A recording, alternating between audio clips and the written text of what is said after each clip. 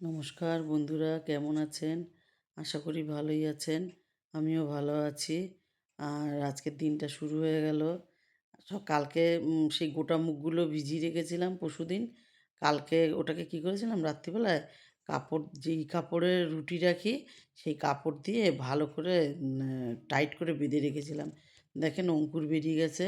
এটা স্যালাড করেও খাওয়া যাবে, কিন্তু আজকে এটা তরকারি করব আমি।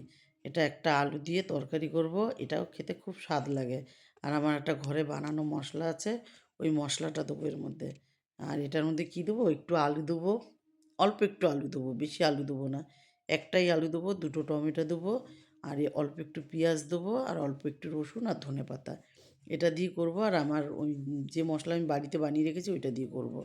আর আজকে দেখেন আলমারি থেকে সব বের করে গোছাচ্ছি।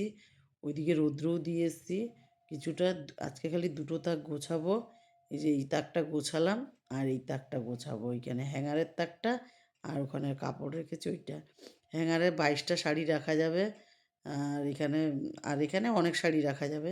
শাড়ি আরও রয়েছে সিঁড়িতে পড়ে। দেখিয়েছি তো, বাংলাদেশের লোকেদের মতন সিঁড়িতে পড়ে রয়েছে। এখানে গুছিয়ে নেবো, এক এক দিন এক একটা করে গোছাবো এই চিন্তা করেছি এবারে। আর সেই পুজোর থেকে এলোথেলো হয়ে রয়েছে। এখানে 20টা রেখেছি, আর দুটো এখনও রাখতে পারিনি। আর ভাল লাগছে না, এবারে রান্নার দিকে যেতে হবে, আবার অন্য দিন গোছাবো। যেদিন এনার্জি ভালো লাগে সেদিন করি, না তো করি না। এবার রান্নাটা বসিয়ে দিয়েছি, দেখেন কালারটা কেমন এসছে। এখন ওই মশলাটা দেবো পরে। আর একটু কষা হয়ে যাক, তারপর জল ঢেলে দেবো। তারপরে একটা সিটি দেবো, কারণ এটা তো 2 দিন ভেজানো ছিল। আর একটু লাস্টে ধনেপাতা দিয়ে দেবো। বাসন টাসন সব ধোয়া হয়ে গেছে। আর ধুয়ে কী করব, এবার চানটা করে আসলাম। বাসন ধুয়েই চান করে এসেছি। তারপরে এদিকে ভাতের জলটা বসিয়ে দিয়েছি, যে ডেকচিতেই ভাত করব। আর এদিকে ভাতের জলটা বসিয়ে দিয়ে, আর এদিকে তোমার ঠাকুরের আসন মুছে নেবো, ঠাকুরের বাসন ধুয়ে নেবো, সব করে নেবো ঠাকুরের এই দিকটা। তারপরে চালটা দিয়ে এসেছি ধুয়ে। আর এখানে পুজোটাও দিয়ে নিলাম। তাহলে কি ভাতটাও ওদিকে হচ্ছে, আমার এদিকে পুজোও দেওয়া গেল। এদিকে বড় নাতিকে আনতে যেতে হবে, কারণ ওর স্কুল 3:55-তে ছুটি হয়। আজকে 3:20-তে ছুটি দিয়ে দেবে, ওর জন্য চলে যাব। পুজো দেওয়া হয়ে গেছে, রেডি হয়ে নেবো আগে। রেডি হয়ে একটু ডাক্তারখানায় যেতে পারছি না, জানেন এই চোখের পাশে একটা আঁচিল না পাঁচিল কি উঠেছে, আর যেতেই পারছি না ডাক্তারখানায়। বড় নাতিকে নিয়ে নিলাম। স্কুলে যেয়ে তো মাথা খারাপ হয়ে যায়, কোনটা যে আমার নাতি কোনটা যে কার নাতি আমি বুঝতে পারি না। এত বাচ্চা, আর সাইকেল, শুধু সাইকেল আর বাচ্চা। আর বড় নাতি বলছে যে দিদুন চলো দোকানে যেয়ে কিছু কিনবো, খাবো, খিদে পেয়েছে। আমি বলছি না, টোটো বুক করে আসা হয়েছে, একদম নিয়ে এসছে, আবার নিয়ে যাবে। উনি কি আমাদের জন্য দাঁড়াবে?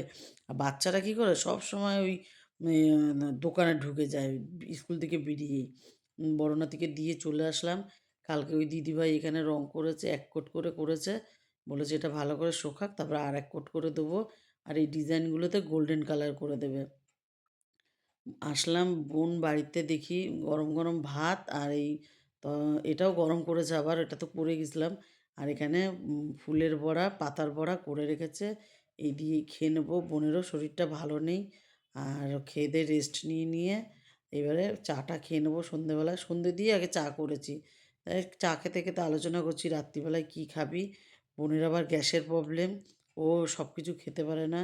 আমি বললাম তাহলে এক কাজ করি, রাত্রিবেলায় দুধ রুটি বানাই। আমারও কেমন গাটা ম্যাচ করছে। 2 দিন ধরে এই গরম পড়েছিল না, তখন আবার সব জামা কাপড় সোয়েটার মোয়েটার পরা হয়নি। আজ এইটুকুই। ভালো লাগলে একটা লাইক করুন, একটু কমেন্ট করুন, ইউটিউব চ্যানেলটাকে সাবস্ক্রাইব করে দেন, পেজটাকে ফলো করে দিন। ভালো থাকুন, সুস্থ থাকুন। শুভরাত্রি।